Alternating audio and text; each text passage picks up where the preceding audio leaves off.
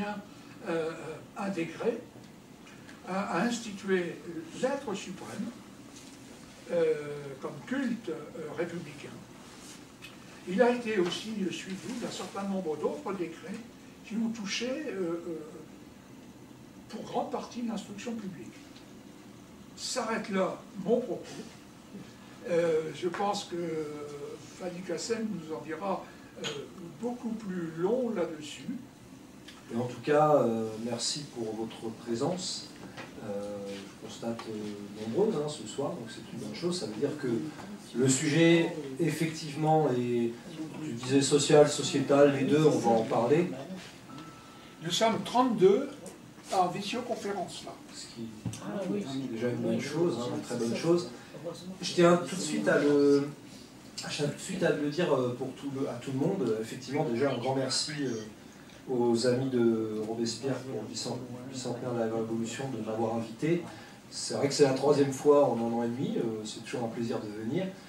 Je précise d'avance que, comme pour la question de la souveraineté populaire, je vous assure que je ne suis pas du tout spécialiste du sujet que nous allons aborder, de l'être infini à l'être suprême.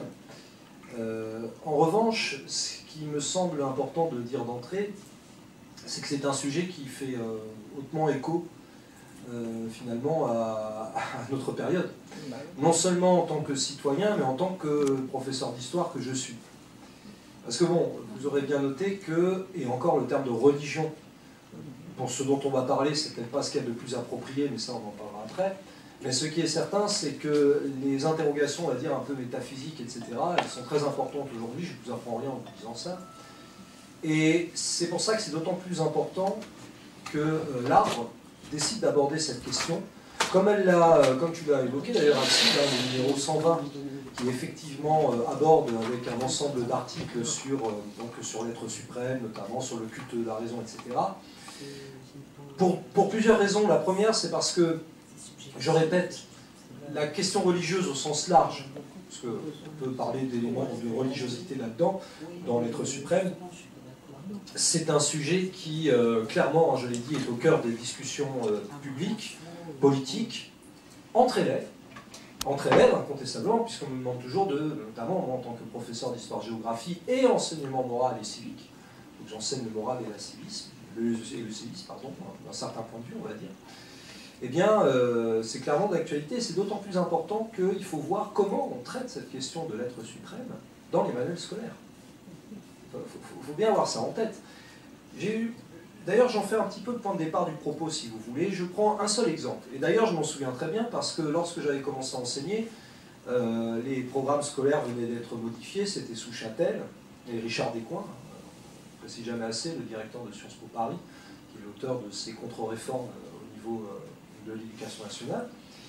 Et je prends l'exemple donc du manuel d'histoire Hachette Éducation 2010, sous la direction de Jean-Michel Lambin, qui en une phrase résume à la page 284 de ce manuel, donc je répète, histoire Hachette Éducation, édition Hachette, numéro de l'année 2010, et qui, à la page 284, pour un titre de chapitre qui s'appelle « Qu'est-ce que la terreur ?», avec un grand T sans guillemets, comme ça au moins on a déjà le ton est donné si vous voulez, apparaît dans une sous-partie suppression des libertés exécution, au pluriel, apparaît la phrase suivante. Écoutez bien. Une intense déchristianisation est instaurée par le gouvernement révolutionnaire. Entre parenthèses, calendrier révolutionnaire et culte de l'être suprême. Voilà. Donc le gouvernement révolutionnaire, pendant la terreur, le comité de salut public. Donc nous apprenons dans ce manuel scolaire que c'est le comité de salut public qui a instauré la déchristianisation à travers notamment l'instauration d'un calendrier révolutionnaire qui, faut-il le rappeler, avait déjà été instauré d'ailleurs avant que Louis XVI soit exécuté, en passant, et donc le culte de l'être suprême. Je vous dis ça parce que c'est simple, dans les manuels scolaires, il y a deux façons de parler de l'être suprême. Soit de ne pas en parler, c'est encore plus rapide, et je vous assure qu'on trouve ça dans plus de manuels qu'on pense, soit d'en parler de la manière dont je viens de vous en parler, c'est-à-dire au-delà des falsifications historiques, des mensonges, de tout ce que vous voulez, ça crée une confusion, c'est au-delà de la confusion, immense dans la tête des élèves qui de toute façon n'entendent pratiquement jamais parler de ceci. Donc voilà comment on en parle de ce culte de l'être suprême, dont finalement l'idée c'est de présenter Robespierre comme un fanatique, un illuminé pratiquement, qui est là pour finalement imposer une sorte de religion dont l'objectif est de faire en sorte que les gens, le peuple souverain, prête vraiment une véritable dévotion à son égard. C'est d'ailleurs un petit peu ce que les ennemis de Robespierre, déjà de son vivant, ont cherché à faire croire à travers un certain nombre d'affaires. À travers un certain nombre d'affaires qui étaient là pour ridiculiser le culte suprême de l'être suprême de Robespierre, etc. Alors, évidemment, c'est au-delà de raconter n'importe quoi, je vais y revenir. Ce qu'il ne faut pas perdre de vue, c'est que malgré tout, la Révolution pose un problème central, c'est-à-dire la question métaphysique de concrètement, pour obtenir le triomphe de la liberté, de l'égalité, de la fraternité, de tout ce qu'on appelle les valeurs, aujourd'hui j'y reviendrai, je ferai un écho avec notre période à nous. Concrètement, comment faire? Est-ce que ça veut dire qu'il faut se débarrasser en particulier des anciennes croyances? C'est ça la question qui est posée. Et la question est posée, pourquoi? Parce que lorsque la Révolution éclate, il ne faut pas oublier cet élément central, que l'Église...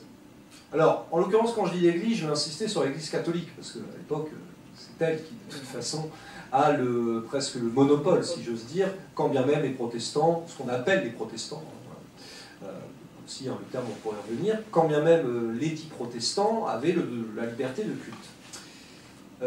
C'est simple, lorsque la Révolution française commence, je ne vous apprends rien en vous disant que l'Église catholique, ou du moins une grande partie de l'Église, pas toute l'Église d'ailleurs, est plutôt hostile. Et pour cause, puissance seigneuriale, puissance économique, un monopole des esprits, et peut-être même des cœurs, avec une alliance de fait avec le roi de France. Bon, je ne peux pas être favorable à cette révolution. Or, qu'on le veuille ou non, l'Église impose, clairement, on peut dire impose, une vision du monde, une façon de percevoir les choses et d'accepter un ordre établi, ce qu'on appelle l'Ancien Régime. Donc ça veut dire que lorsque la Révolution commence, il va falloir arriver à convaincre des millions de paysans, n'oublions pas, des millions de paysans, analphabètes, etc., tout ce que l'on veut, encore qu'analphabète, c'est un grand mot, mais il n'y avait pas l'école, etc. En tout cas, il va falloir les convaincre que la Révolution, c'est quelque chose qui est en leur faveur. Et ce n'est pas évident. Ce n'est pas évident, parce que finalement, ces paysans, n'oublions pas que pour la plupart, ils dépendent du seigneur local, du chef de l'église locale, Et c'est là que va être menée la réflexion, comment faire pour passer... Alors, certains appellent le culte de l'être suprême une religion civique. Pourquoi pas? C'est un terme qui peut se discuter. Peut-être pourrait-on inverser les termes. Peut-être serait-ce un civisme un petit peu religieux d'un certain point de vue. Je fais exprès d'inverser les termes, pourquoi? Pour insister sur le terme de civisme. Parce que dans le fond, quand on regarde bien la pensée de Robespierre, c'est une pensée extraordinairement civique, quand bien même il y a des éléments de croyance. Mais je fais volontairement cette distinction pour justement montrer que Robespierre est en rupture. Non pas avec l'idée d'une croyance, mais avec les religions institutionnalisées. Et pour cause. Puisque celles-ci sont profondément, par le biais du haut clergé en particulier, contre-révolutionnaires. Et justement, c'est ça qui est intéressant de voir, c'est ce qui va amener à tout ce culte de l'être suprême. La question, c'est comment faire pour, encore une fois, passer à une... En fait, l'idée, c'est une adhésion, si vous voulez, une adhésion des citoyens, de ceux qui étaient sujets, qui deviennent citoyens, une adhésion à la Révolution et aux nouvelles valeurs que l'on propose, les valeurs de la République une et indivisible. J'insiste sur le une et indivisible, d'ailleurs, parce que c'est quelque chose qui vient en particulier de la pensée de Jean-Jacques Rousseau, dont Robespierre s'est pas mal inspiré, même si, bon, il ne faut pas dire que c'était l'application exacte, et d'ailleurs c'est normal. D'ailleurs c'est normal, comment cela pourrait-il être, pardon, une application pure et parfaite de la pensée de Rousseau, puisque d'une part il y a le contexte, et d'autre part, quand on fait de la politique, il faut être capable de s'adapter à la situation. Eh bien, la question qui se pose, c'est comment faire pour justement que les paysans, les citoyens adhèrent à cette nouvelle pensée, en quelque sorte révolutionnaire, à cette religion civique ou à ce civisme religieux. Alors Robespierre d'entrée, il va être très clair. Il va être très clair, c'est-à-dire que dès qu'il y a la révolution, lui, il va, si vous voulez, évoluer, je ne vais pas dire évoluer, mais il va avoir trois adversaires en quelque sorte, si ce n'est ennemis. Bon, le premier, c'est le cléricalisme. De toute façon, le cléricalisme, c'est simple. C'est l'ordre établi depuis longtemps, mais qui avait été théorisé au XIe siècle, hein, je le précise, par un évêque de Laon, pas très loin d'ici, dans l'Aisne, qui s'appelait Adalbéron, et qui expliquait que la société était répartie en 3 ordres. Ceux qui prient, ceux qui combattent, et ceux qui travaillent. Bon, bah, ceux qui travaillent, hein, je pense que vous avez compris. Et que dès lors, ceux qui travaillent devaient, par définition, écouter et obéir bien à ceux qui prient et à ceux qui combattent, parce que vous vous doutez bien que ceux qui combattent, ils combattent pour le bien de ceux qui travaillent, et ceux qui prient, ils prient pour le salut de ceux qui travaillent.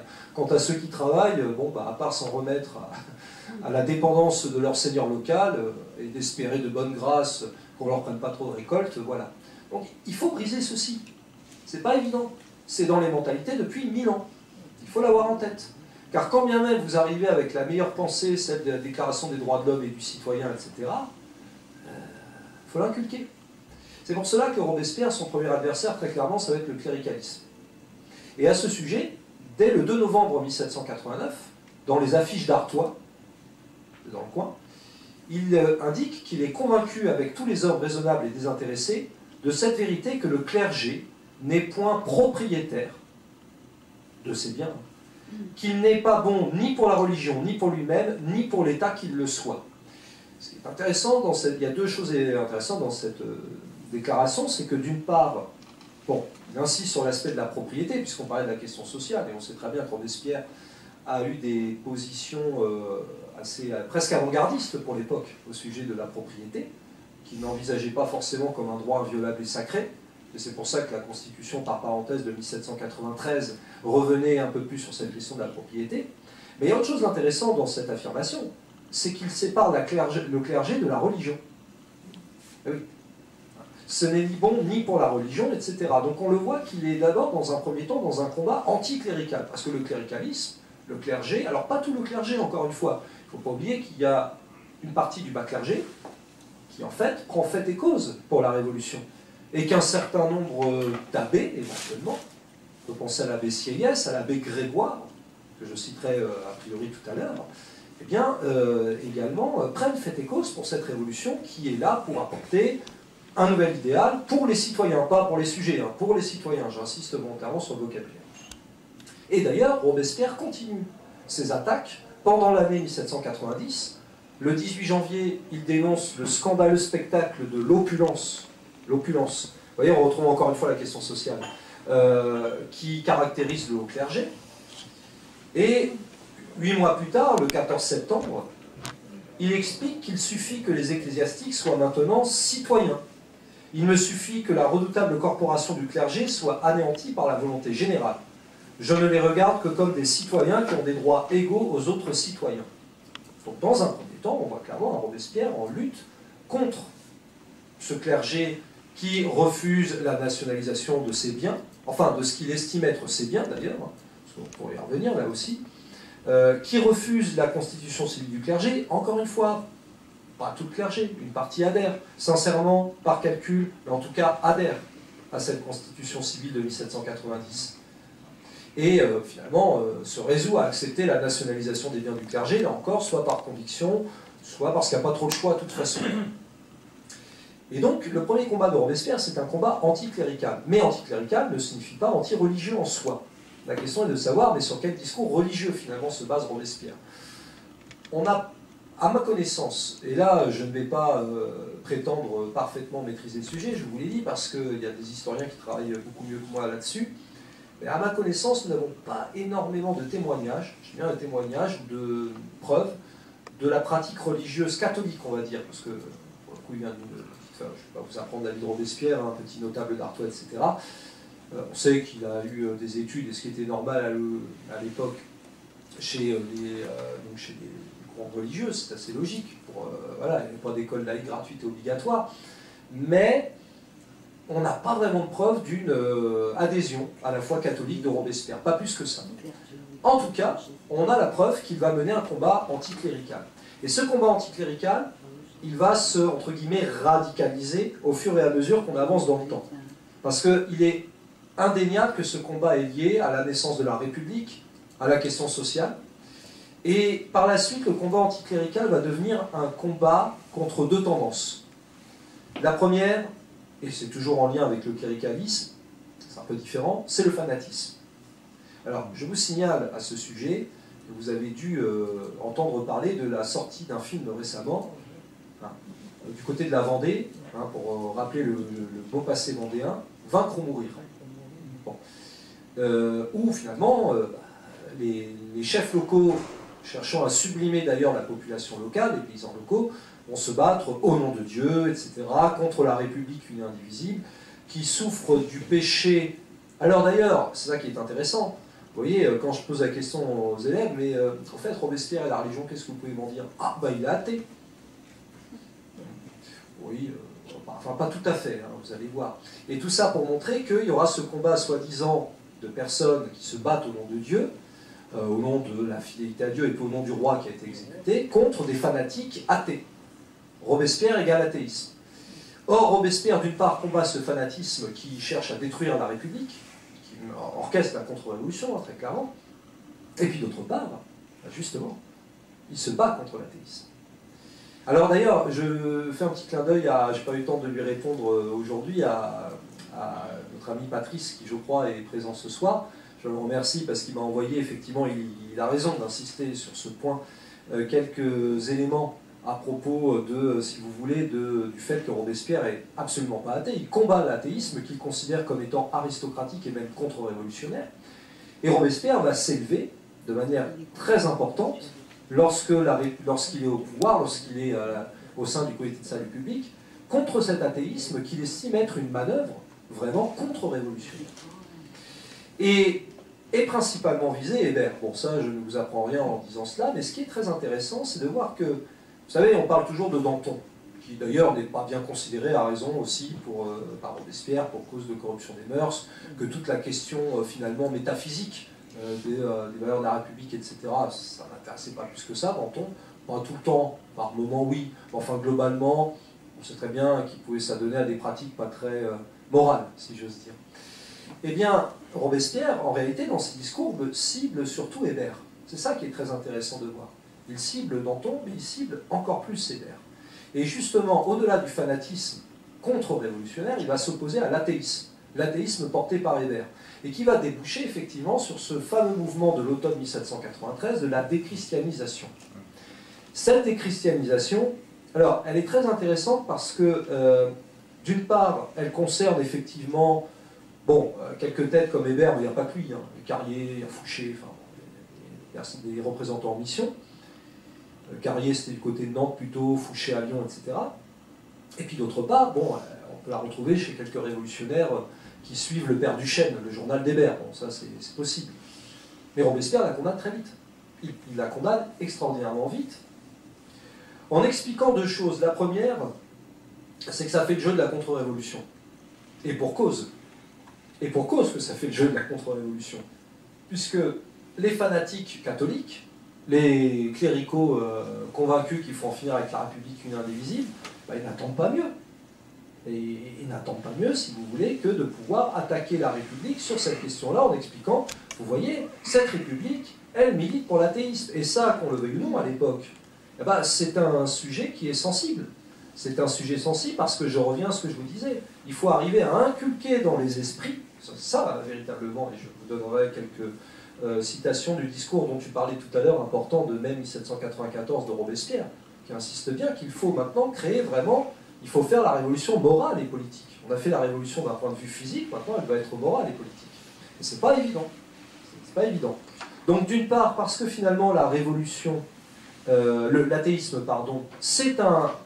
sans s'en rendre compte peut-être, il faut voir, on va discuter là-dessus, mais en tout cas fait le jeu du fanatisme, et d'autre part, c'est au-delà. En soi, l'athéisme, avec la destruction des églises, il faut avoir ça en tête, la destruction des monuments religieux, les attaques contre les prêtres, les attaques physiques. Alors vous me direz qu'à certains prêtres, on va pas non plus s'en plaindre, on va pas regretter leur mise à l'écart, si ce n'est plus, parce que clairement ils orchestraient la contre-révolution. Mais à partir du moment où ça devient un mouvement qui touche progressivement les villages, les paroisses, etc., il y a un risque de divorce entre une population qui, qu'on le veuille ou non, elle est habituée au catéchisme, à l'encadrement par les prêtres, par le curé du village, etc., et un projet républicain qui pourrait apparaître comme athée, alors que je le répète, ce n'est pas du tout le cas pour Robespierre. Et je vais aller beaucoup plus loin, parce que j'aimerais vous lire à ce sujet, le temps que je le retrouve, un extrait d'un discours de l'abbé Grégoire, très intéressant. Alors c'est un mois après la mort de Robespierre, je le signale. C'est à propos du patrimoine, et notamment du patrimoine religieux. Tout ça pour vous dire que la pensée que développe l'abbé Grégoire, en réalité d'ailleurs, c'était une pensée qui était partagée par Robespierre. C'était une pensée partagée par Robespierre. Le rapport de l'abbé Grégoire, qui date du 31 août 1794, s'intitule « Rapport sur les destructions opérées par le vandalisme », le mot est lâché, et les moyens de le réprimer. Bien. Et il est clairement indiqué que, dans ce discours, la commission temporaire des arts, dont le zèle est infatigable, regarde comme des conquêtes les monuments qu'elle arrache à l'ignorance, à la cupidité, à l'esprit contre-révolutionnaire, qui semble ligué pour appauvrir et déshonorer la nation. Donc c'est tout le mobilier de la nation, y compris celui des églises, parce qu'il ne faut pas oublier encore une fois qu'une partie du clergé a de toute façon prêté serment sur la constitution civile. Et par conséquent, dans ce rapport du 31 août 1794, l'abbé Grégoire appelle véritablement à préserver les monuments, y compris religieux. Mais ce que je vous dis là, Robespierre le pensait déjà, il le faisait déjà, il condamnait donc toutes les attaques contre les monuments religieux, puisque ça ne pouvait que retourner la population contre la République unie et indivisible. Et d'ailleurs, il y a une phrase qui pour moi, dans le fond, résume un petit peu tout. C'est ce que dit l'abbé Grégoire toujours dans son discours. « Puisque les tyrans craignent les lumières, il en résulte la preuve incontestable qu'elles sont nécessaires aux républicains. La liberté est fille de la raison cultivée, et rien n'est plus contre-révolutionnaire que l'ignorance. On doit la haïr à l'égal de la royauté. » Et il termine avec cette sentence. « Les barbares et les esclaves détestent les sciences et détruisent les monuments des arts. Les hommes libres les aiment et les conservent. » Voilà un petit peu, si vous voulez, l'état d'esprit dans lequel on se retrouve avec Robespierre, avec l'abbé Grégoire, contre ce mouvement de déchristianisation. Et pourtant, vous voyez ce qu'en disent aujourd'hui les manuels scolaires. Que Robespierre serait donc le prêtre d'un culte fanatique, avec pour objectif de déchristianiser, d'imposer par la terreur une nouvelle religion, alors qu'en fait, et c'est très clair dans les textes, c'est ce que nous allons voir, il ne s'agit pas du tout de déchristianiser, il ne s'agit même pas de mettre fin, tu l'as dit tout à l'heure, au culte catholique, au culte protestant. Bon, le culte judaïque, c'était autre chose, sachant que les Juifs avaient obtenu leur émancipation, justement, en particulier grâce à Robespierre. Eh bien, c'est là pour compléter et pour sublimer, je dirais. Parce qu'il ne s'agit pas non plus de mettre à égal le culte religieux et le culte de l'être suprême, loin de là. Loin de là. J'ajoute que, vous voyez donc, anticléricalisme, antifanatisme et anti-athéisme. Voici un petit peu quels sont les trois éléments qui vont constituer la pensée et la politique de Robespierre. Pas lui tout seul, mais c'est vrai qu'il va en être la figure principale. Pourquoi ? Parce qu'il s'inspire en particulier des principes de Jean-Jacques Rousseau, là encore, sans que ce soit absolument parfait. En tout cas, dans cette idée qu'il existe... Alors, il y a l'expression être suprême qui est employée souvent, et puis il y a aussi une expression synonyme, l'être des êtres. Et je pense que cette expression est encore préférable même. Avec cette idée que, oui, il y a une force morale, presque incandescente d'un certain point de vue, qui est là pour surplomber l'essentiel donc de la société, pour permettre justement l'avancée vers le progrès. C'est vrai que Robespierre ne se cache pas je ne vais pas dire de dépendre de la providence, mais en tout cas d'y croire. Il croit dans un destin providentiel. Pas pour lui spécialement, attention. Là, pas d'erreur là encore, parce que sinon on tombe dans l'idée que, eh oui, et il fabrique son culte, et il se prend pour un tyran, et il se prend pour un futur monarque. Non, non, il croit dans le culte providentiel de quoi ? Dans la providence, c'est-à-dire l'avancée des sociétés vers l'émancipation du genre humain. Mais vraiment l'émancipation du genre humain. Et il suffit de lire d'ailleurs un certain nombre de ses discours où il parle de ça, de la haine du genre humain, de l'amour du genre humain. Ce sont des choses que l'on retrouve donc déjà à l'époque de Robespierre, que l'on retrouvera plus tard au XXe siècle sous d'autres formes, mais on retrouve absolument cette logique de défense du genre humain. Alors, à ce sujet, et pour terminer sur ces combats, avant de voir le contenu en tant que tel de ce qu'on entend par être suprême, il faut signaler aussi que, parce que c'est en lien, bon, vous savez que Robespierre est un grand défenseur de la vertu, je ne vous apprends rien en vous disant ça, ce serait vous offenser, mais j'insiste plus sur le fait qu'il oppose la vertu à un terme central, d'autant plus central qu'il était déjà au XVIIIe siècle valorisé par Adam Smith, par Bernard Mandeville, dans Les vices privés font la vertu publique, c'est l'égoïsme. Et c'est ça qu'il faut avoir en tête, c'est que dans la sorte de religion civique, dans la morale républicaine que va construire Robespierre, il y a un combat central à mener contre l'égoïsme. Et d'ailleurs, dans le discours dont tu parlais tout à l'heure, hein, du 7 mai 1794, le 18 Floréal en 2, Robespierre précise bien ce qu'il entend par là. Il y a deux sortes d'égoïsme. L'un vil, cruel, qui isole l'homme de ses semblables, qui cherche un bien-être exclusif, acheté par la misère d'autrui. L'autre généreux, bienfaisant, qui confond notre bonheur dans le bonheur de tous, qui attache notre gloire à celle de la patrie. Le premier égoïsme, fait les oppresseurs et les tyrans, le second les défenseurs de l'humanité. Suivons son impulsion salutaire, chérissons le repos racheté par de glorieux travaux. Ne craignons point la mort qui les couronne, et nous consoliderons le bonheur de notre patrie et même le vôtre. Le vice et la vertu font les destins de la terre, ce sont les deux génies opposés qui se la disputent. La source de l'un et de l'autre est dans les passions de l'homme. Selon la direction qui est donnée à ces passions, l'homme s'élève jusqu'aux cieux, ou s'enfonce dans des abîmes fangeux. Or, le but de toutes les institutions sociales, et c'est là où on peut faire le lien avec la question sociale, c'est de le diriger vers la justice, qui est à la fois le bonheur public et le bonheur privé. Ce qui est très intéressant dans ce passage, comme vous pouvez le constater, c'est que lui n'oppose pas le bonheur privé et le bonheur public, parce que très souvent, hein, en plus ça c'est quelque chose qu'on peut entendre avec des professeurs de philo, parfois, enfin pas tous heureusement, mais c'est l'idée que la liberté et l'égalité s'opposent, le privé et le public s'opposent, pas pour Robespierre. Le problème, c'est cette question de l'égoïsme. Et il s'oppose en particulier donc à une forme d'égoïsme, cet égoïsme privé, qui fait que vous allez privilégier avant tout votre petit intérêt, votre survie, presque dans une logique, oui, alors de survie à défaut de bonheur individuel, parce que le bonheur individuel pour Robespierre, il s'accomplit inévitablement dans le cadre du bonheur public. Vous voyez donc que là, on a toute la morale républicaine qui est en train de se mettre en place à ce moment-là. Et c'est vrai qu'on connaît souvent la date du 8 juin 1794, la fête de l'être suprême, mais ce qui est peut-être plus important, c'est ce discours du 18 Floréal, du 7 mai.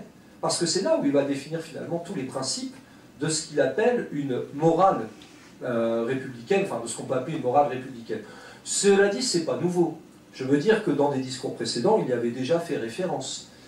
Y compris d'ailleurs, hein, je vais vous citer un petit extrait, y compris par exemple dans le discours du 5 février 1794, il est très connu, parce que vous savez, c'est le fameux discours où on parle de la vertu et la terreur. Hein. Et donc, bon, forcément, les profs aiment bien derrière, et la terreur, c'est terrible, machin, etc. Enfin, pas tous les profs, heureusement. Et là aussi, dans ce fameux discours, on voit encore une fois, une morale républicaine qui apparaît. Je vous lis un petit extrait, puisque dans ce discours, il explique très bien que nous voulons substituer dans notre pays la morale à l'égoïsme, la probité à l'honneur, les principes aux usages, les devoirs aux bienséances, le mot devoir. C'est ça qui d'ailleurs, c'est le terme central. C'est le terme qui apparaît, vous verrez, dans le projet du 18 Floréal, hein, c'est le terme de devoir. D'accord ? L'empire de la raison à la tyrannie de la mode, le mépris du vice au mépris du malheur, la fierté à l'insolence, la grandeur d'âme à la vanité, l'amour de la gloire à l'amour de l'argent, les bonnes gens à la bonne compagnie, le mérite à l'intrigue, le génie au bel esprit, la vérité à l'éclat, le charme du bonheur aux ennuis de la volupté, la grandeur de l'homme à la petitesse des grands, un peuple magnanime, puissant, heureux, un peuple aimable, frivole et misérable, c'est-à-dire toutes les vertus et tous les miracles de la République, à tous les vices et à tous les ridicules de la monarchie. Voilà. Bon, là c'est très clair, vous choisissez votre camp en termes donc de valeurs quasi spirituelles, mais pas seulement spirituelles en fait. profondément ancrée dans les comportements humains selon lui.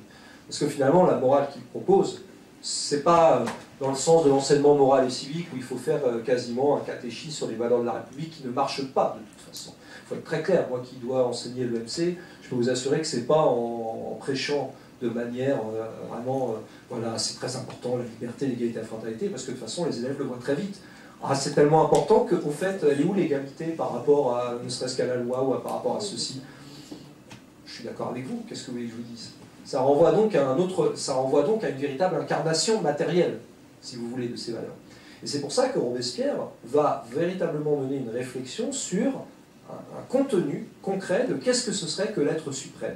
Et j'en reviens à ce discours donc, auquel tu as fait référence tout à l'heure, et que, bon, il est assez long, je tiens à le dire, c'est un discours qui fait une bonne 12-13 pages, donc vous écoutez ça à l'époque, c'est que vraiment vous avez envie de l'entendre. Et je ne vais pas revenir sur absolument tous les extraits, mais j'aimerais insister sur le décret qui va être instauré, qui est à l'origine du 8 juin 1794. D'accord ? Donc le premier article, le peuple français reconnaît l'existence de l'être suprême et l'immortalité de l'âme. L'article 2 est très intéressant. Il reconnaît que le culte digne de l'être suprême est la pratique des devoirs de l'homme. La pratique des devoirs de l'homme. Et il enchaîne, dans l'article 3, il met au premier rang de ses devoirs de détester la mauvaise foi et la tyrannie, de punir les tyrans et les traîtres, de secourir les malheureux, de respecter les faibles, de défendre les opprimés, de faire aux autres tout le bien qu'on peut et de n'être injuste envers personne. Quoi qu'il arrive, il y a cette idée d'injustice envers personne, y compris envers ceux qui font le mal. De toute façon, être injuste envers quelqu'un qui fait le mal, c'est, dans le fond, dans l'esprit de Robespierre, le laisser libre et le laisser continuer à faire le mal. Ça, c'est être injuste. Non, parce que la justice nécessite, justement, dans l'esprit de Robespierre, d'agir selon toujours cet axe cardinal, celui de l'émancipation, dans le fond, c'est ce que je disais tout à l'heure, du genre humain, par rapport à tout ce qui a été dit, par rapport à la question patriotique, par rapport à la question religieuse, naturellement, par rapport à la question de l'institution sociale. Et ce n'est pas la première fois que Robespierre en parle en mai 1794. Et pour cela, vont être instaurées plusieurs fêtes. Alors, c'est ça qui est très intéressant. C'est l'article 7. Alors, l'idée, à l'époque, c'est de faire des fêtes tous les 10 jours. On parle des décadis. Alors, l'énumération va être un tout petit peu longue, mais c'est juste pour vous donner une idée. C'est-à-dire qu'en gros, vous avez 36 fêtes dans l'année. 36 fêtes tous les 10 jours, par rapport donc à cette République, une indivisible, etc. Donc, voilà, alors, désolé un peu pour l'énumération, mais ça me semble intéressant de voir un petit peu vers quoi on va. Donc, il y aurait une fête en l'honneur de l'être suprême et la nature, le genre humain, le peuple français, les bienfaiteurs de l'humanité, les martyrs de la liberté et l'égalité, les deux vont de pair. Les deux vont de pair dans son esprit. La République, la liberté du monde, l'amour de la patrie, la haine des tyrans et des traîtres, la vérité, la justice, la pudeur, la gloire et l'immortalité. Et puis, vous allez voir, l'amitié. On retrouve l'amitié. La frugalité. Peut-être pas pour les repas, ça, il faut voir. Mais en tout cas, une certaine frugalité. Le courage, la bonne foi, l'héroïsme, le désintéressement, le stoïcisme, bon, l'amour, la foi conjugale, l'amour paternel, la tendresse maternelle. Alors ça pourrait paraître un petit peu comme ça aujourd'hui, bon, si on dit ça devant les élèves, il va falloir faire attention. Mais tout simplement parce que ça va vers l'idée que les femmes et les hommes sont associés dans la construction de ce nouveau monde révolutionnaire qui est en train de s'élaborer. La piété filiale, l'enfance, la jeunesse, l'âge viril, là on entend aussi viril, pas dans le sens où certaines ou certains pourraient l'entendre aujourd'hui, la vieillesse, le malheur, l'agriculture, l'industrie, nos aïeux, la prospérité et pour finir, le bonheur. Voilà. 36 jours, 36 fêtes sur tous les 10 jours, si vous voulez. Vous voyez, on va vraiment dans des tas de directions, y compris matérielles, puisqu'on parle de l'agriculture, de l'industrie, des vertus morales, le courage, la bonne foi, ce genre de choses, des comportements, la frugalité, l'amitié, et puis, encore une fois, les grands principes et les grandes institutions, la République. Et vous voyez, j'insiste, moi j'ai utilisé l'expression de genre humain. Je vais être tout à fait honnête avec vous. Avant même que je lise ce texte, bon, moi, la logique d'émancipation du genre humain, c'est ce qui fait la base de la Révolution. et pas que de celle-ci, soit dit en passant. Et quand je suis tombé là-dessus, j'avais même pas lu, hein, très franchement, et je vois l'expression genre humain, je me dis, mais ça me surprend même pas, en fait. Ça me surprend même pas. Parce que c'est ça la logique de l'être suprême. Alors naturellement, tout ceci sera saboté en partie, et plus ou moins d'ailleurs le jour même si le jour même il y a des moqueries, mais ce sera saboté par des gens qui sont à la Convention nationale, qui sont plus ou moins d'accord avec ces idéaux. Il faut avouer que le contexte est assez particulier, puisque 2 jours après, il y a la fameuse adoption de la loi prairiale, le 10 juin, dont on va accuser Robespierre d'être encore le gars qui va guillotiner tout le monde, avec la grande terreur, ou que sait-on encore. Donc tout se télescope, et on se dit, bah, dans le fond, ce type veut instaurer un culte à sa personne, sinon on finit tous à la guillotine. C'est ce que vont dire les adversaires. Mais figurez-vous que c'est exactement ce que reprennent les manuels scolaires. Il suffit de lire, en fait, il suffit de lire véritablement ce discours, et de voir même les discours de Robespierre le 8 juin, on se rend compte qu'on est aux antipodes complets. Et ce qui est très intéressant, là encore, j'insiste, c'est que le 8 juin 1794, une effigie est brûlée, et cette effigie, c'est l'effigie de l'athéisme. De cette, finalement, idéologie que Robespierre estimait être aristocratique et contre-révolutionnaire, parce qu'elle fait fi du fait de croire, des croyances. Et je répète, pour Robespierre, il faut respecter ses croyances individuelles, personnelles, y compris vis-à-vis d'un Dieu, mais ce qu'il faut, c'est que Dieu soit détaché de l'institution religieuse. De l'opium du peuple, dirait l'autre. Parce que là aussi, quand on parle de l'opium du peuple, on ne parle pas des croyances en tant que telles, on parle avant tout des institutions, celles qui sont là pour assurer la reproduction et la stabilité de l'ordre établi. Et notamment de l'ordre religieux établi, mais pas que, de l'ordre politique, de l'ordre social. Bon. Bah, finalement, Robespierre, il est dans cette démarche. Et puisqu'on parlait des cultes tout à l'heure, bah, en effet, je rappelle quand même la phrase, hein, une intense déchristianisation est instaurée par le gouvernement révolutionnaire. C'est ce qui est dit dans le manuel. Bah, il suffit de lire l'article 11 de ce fameux discours du 18 Floréal. Article 11, la liberté des cultes est maintenue conformément au décret du 18 Frimaire. Voilà. Bon, bah, la liberté des cultes est maintenue, et pourtant, apparemment, il y aurait des christianisations impulsées par le comité de salut public. Vous voyez l'état dans lequel nous nous retrouvons. Alors c'est d'autant plus intéressant de constater que celles et ceux qui n'arrêtent pas d'expliquer que Robespierre est un tyran, qui massacre tous les prêtres et machin, etc., ce sont ceux qui aujourd'hui appellent à célébrer les valeurs de la République, en long, en large et en travers, en y incluant la laïcité, qui, je rappelle, n'est même pas une valeur, mais un principe. Il faut pas le rappeler quand même, un minimum.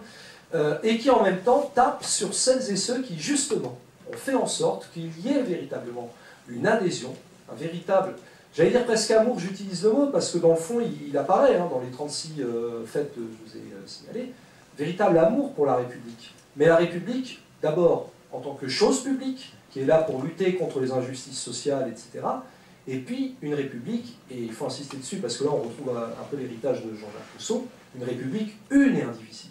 Une et indivisible.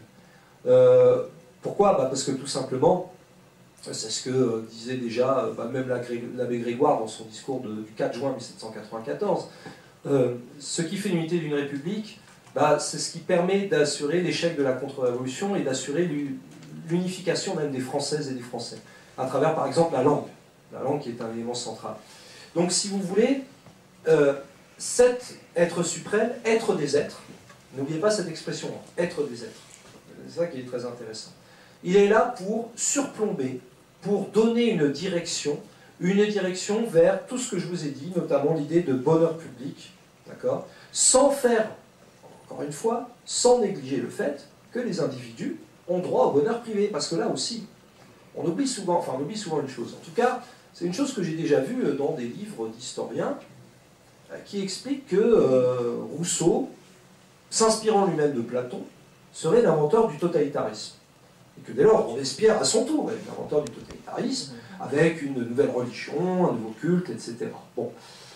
C'est que ces historiens, ils ont du mal à concevoir qu'en fait, Rousseau, et encore plus Robespierre qui lui, vraiment dans la pratique, en fait, il ne trouve pas inconciliable le bonheur public et le bonheur privé, c'est ce que je vous ai dit.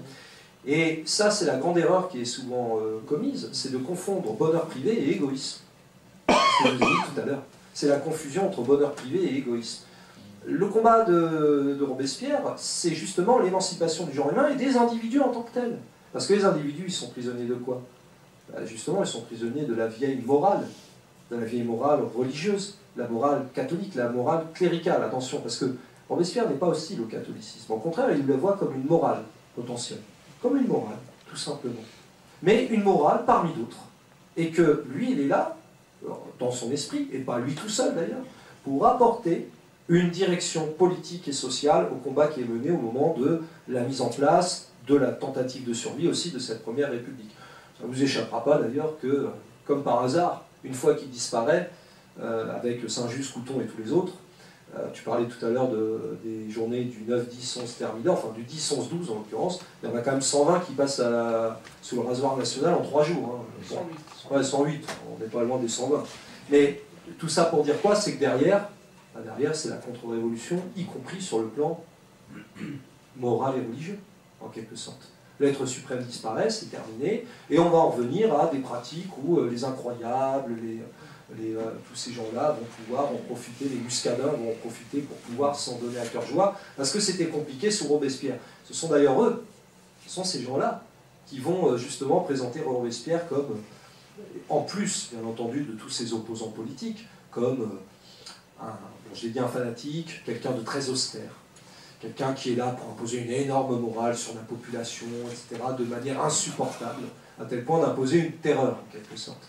J'insiste parce que le mot terreur, on l'associe souvent au mot de guillotine, hein, ça prend en disant ça. Mais c'est aussi associé dans le fond à un état d'esprit, à une sorte d'ordre moral, en quelque sorte, que Robespierre aurait défendu apparemment, de vouloir faire de nouveaux Français qui obéissent parfaitement, qui n'ont pas le droit de s'amuser, qui sont parfaitement... alors, incorruptibles, oui, mais qui seraient parfaitement dans le respect total des lois, sans jamais s'amuser, sans rien. C'est pas du tout ça que dit Robespierre. Ce qu'il dit, c'est qu'on a le droit de s'émanciper, il n'y a pas de problème, mais il ne faut jamais oublier que ce qui compte le plus, c'est le bonheur public. C'est l'affirmation d'un peuple libre, émancipé et souverain. J'en reviens forcément aux conférences précédentes, mais finalement tout cela va avec l'idée de souveraineté. Et d'ailleurs, quand vous regardez Rousseau, dont s'inspire beaucoup Robespierre, Rousseau insiste bien là-dessus. Il dit, dans le fond, tout cela ne peut que se réaliser que dans un seul cadre, celui de la démocratie. À l'époque, le terme de démocratie, il est aussi contraire à l'idée de monarchie, de ce point de vue, parce que la monarchie est considérée comme tyrannique par définition. Donc voilà, si vous voulez, c'est un petit peu ça le combat que va mener Robespierre. Vous voyez son parcours, il passe de l'anticléricalisme à l'antifanatisme et à l'anti-athéisme, cela va de pair.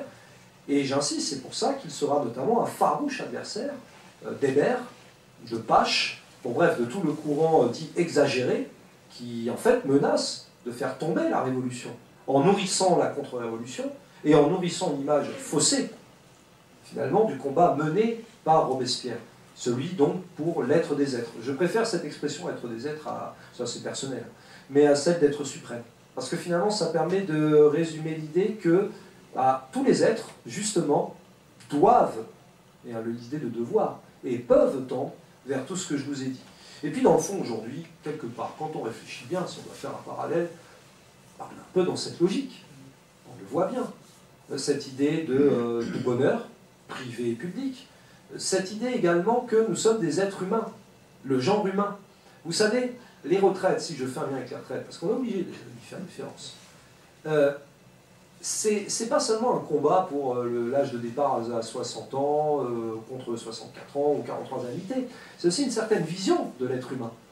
En fait, on est là pourquoi, dans le fond? On est là pourquoi?